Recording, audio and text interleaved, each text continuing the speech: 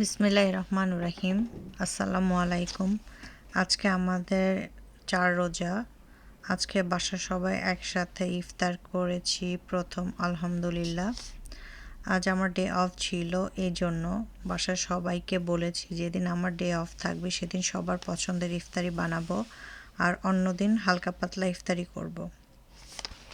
হালকা মশলা দিয়ে আমি এভাবে বুটটা বাগার দিয়ে থাকি, বেশি করে ধনেপাতা আর পুদিনা পাতা দিয়ে। এভাবে আমার বাচ্চারা খেতেও খুব পছন্দ করে।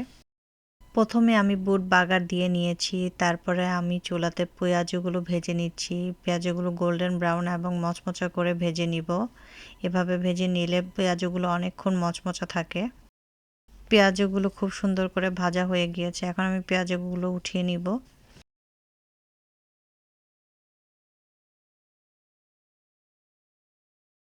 সেই একই তেলের মধ্যে আমি বেগুনিগুলো ভেজে নিব।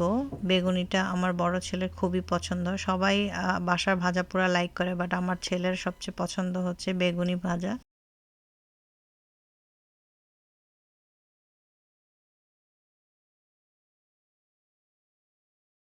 বেগুনিগুলো দেখতে কতটা ফুলকো হয়েছে, খেতেও অনেক মজা ছিল এবং মচমচে ছিল।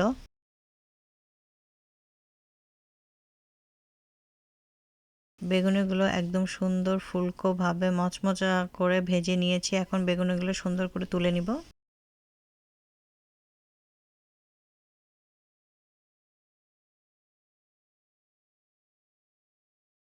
এখন আমি আলুর চপগুলো ভেজে নিব একইভাবে।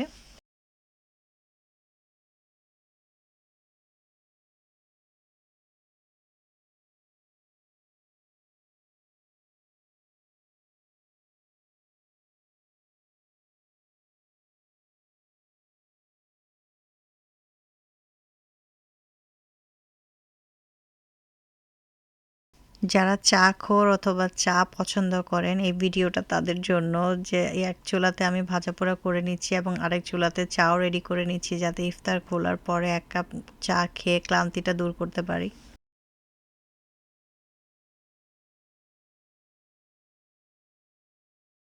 এখন আমি ডিম চপগুলো ভেজে নিব।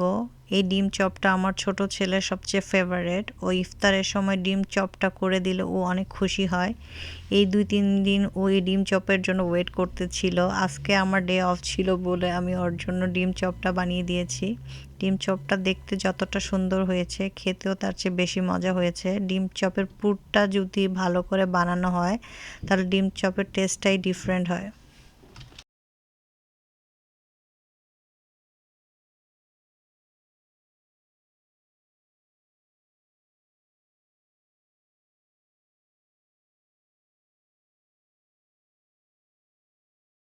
আজকে আমি একটা ডিফারেন্ট শরবত বানিয়েছিলাম ম্যাঙ্গো ট্যাং দিয়ে।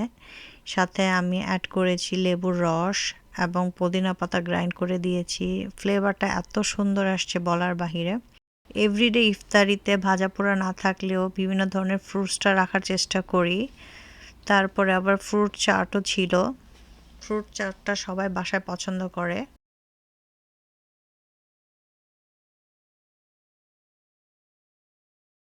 ইফতারি করার পরে মুড়ি মাখা তো অবশ্যই থাকবে, মাস্ট। মুড়ি মাখা খাওয়ার পরে আবার একটু চা খেয়ে নিয়েছি।